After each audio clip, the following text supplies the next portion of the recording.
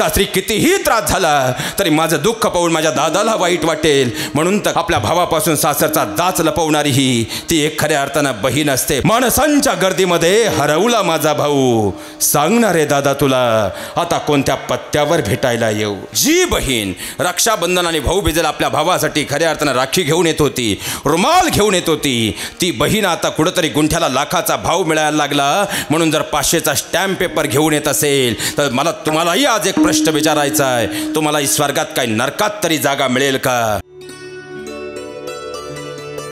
आमचे नवनवीन व्हिडिओ पाहण्यासाठी आमच्या ज्ञान मंदिर या चॅनलला सबस्क्राइब करा आणि हो बेल आयकॉन दाबायला विसरू नका. जय शिवराय. निरंजनानं भावास वळण्याचा जसा कृष्ण आहे द्रौपदीस तसा लाभलासी तू मला, ओ वाळते भाऊराया औक्ष माझे लाभो तुला. कारण भाऊ म्हणजे शक्ती आहे तर बहीण म्हणजे भक्ती आहे, भाऊ म्हणजे कर्तृत्व आहे तर बहीण म्हणजे मातृत्व आहे. भावा बहिणीचं प्रेम किती असावं आणि कसं असावं हे आम्हाला भगवान श्रीकृष्ण आणि द्रौपदी मातेकडे पाहून समजतं. भावा बहिणीचं प्रेम काय असावं हे आम्हाला महावैष्णवमाऊली ज्ञानोबराय आणि मुक्ताईंकडे पाहून समजतं.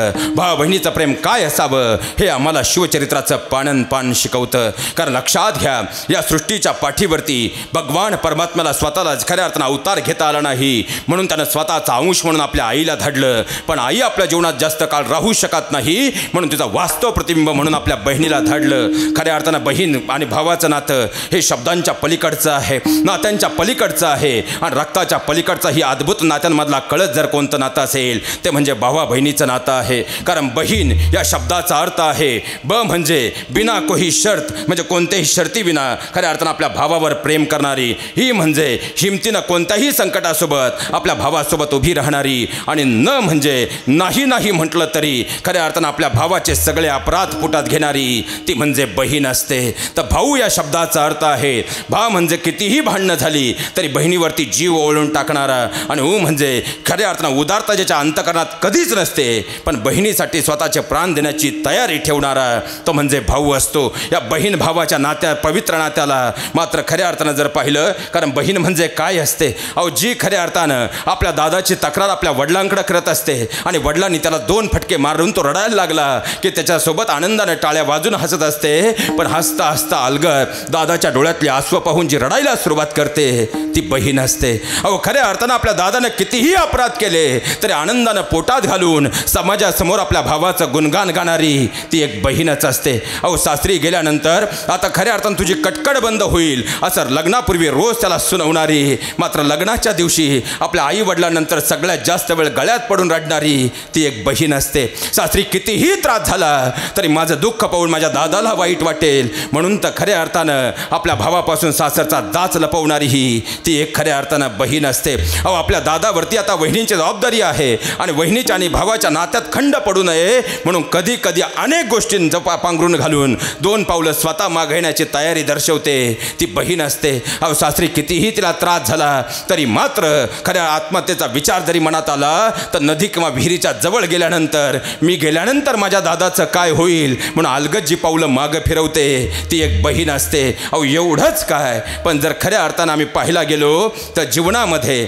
लक्षात घ्या, जरी नवऱ्याने उसने पैसे आपल्या भावाकडून आणले तरी नवऱ्याची बाजू न घेता आपल्या भावाची बाजू घेऊन लवकर माझ्या भावाचे पैसे नेऊन द्या हा तगादा जी लावते ना ती एक बहीण असते. भावा बहिणीचं नातं एवढं समृद्ध आहे ते एकमेकांना मारतीलही, खऱ्या अर्थानं कुरघोडेही करतील, पण जीवनामध्ये मात्र एकमेकांना एवढं प्रेम ते कधीच कुणावर करणार नाहीत. ही सगळ्यात मोठी वास्तवता आहे, सगळ्यात मोठी. अहो भावा बहिणीच्या नात्याला जगात तर भावा बहिणीच्या नात्याला जगात तोड नाही. या सृष्टीच्या पाठीवर ब्रह्मांडातला देव खऱ्या अर्थानं भावा बहिणीच्या नात्याशिवाय कुठं सापडणार नाही.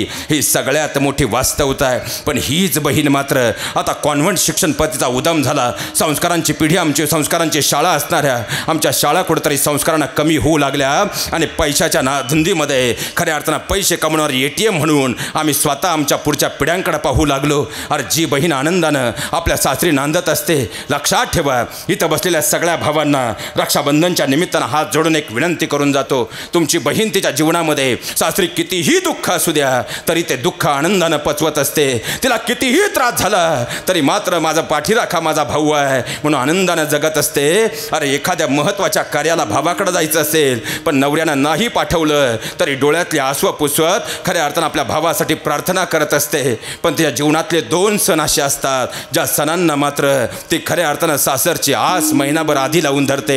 एक म्हणजे रक्षाबंधन आहे आणि दुसरं म्हणजे भाऊबीज आहे. पण खऱ्या अर्थानं कारण रक्षाबंधनच्या दिवशी छोटी छोटी तिची लेकरं मात्र जी रोज सकाळी 8 वाजता उठतात ना, ती लेकरं त्या दिवशी 6 वाजता उठून लवकर आंघोळ करतात. आई आंघोळीला लवकर पाणी दे म्हणून आईच्या मागं त्रागा लावतात. 8 वाजेपर्यंत सगळ्या खऱ्या अर्थानं वस्तीवर जाऊन आज आम्ही मामांकडे जाणार आहोत असं अभिमानानं सांगतात. नव्हे तर आईला लवकर आवरायला सांगतात. दुपारच्या 12 वाजेपर्यंत बॅग भरलेली असते. पण त्यावेळेस जेव्हा लेकरं ती माऊलीकडे धावत येतात आणि विचारतात ना, आई सांग ना ग, आई सांग ना ग, कधी येणार आहे माझा मामा, मामा कधी येणार आहे. 12 वाजले तरी लेकरांच्या पोटात अन्न नसतं कारण मामांकडे जाऊन धमाल करायची एवढा आनंद त्यांच्या अंतकरणात असतो. आणि मात्र त्या आईला साथ घालत असतात, आई सांग ना ग, अगं कधी येणार आहे माझा मामा.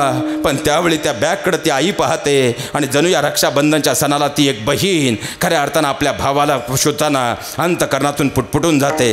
अरे माणसांच्या गर्दीमध्ये हरवला माझा भाऊ, सांगणार रे दादा तुला आता कोणत्या पत्त्यावर भेटायला येऊ.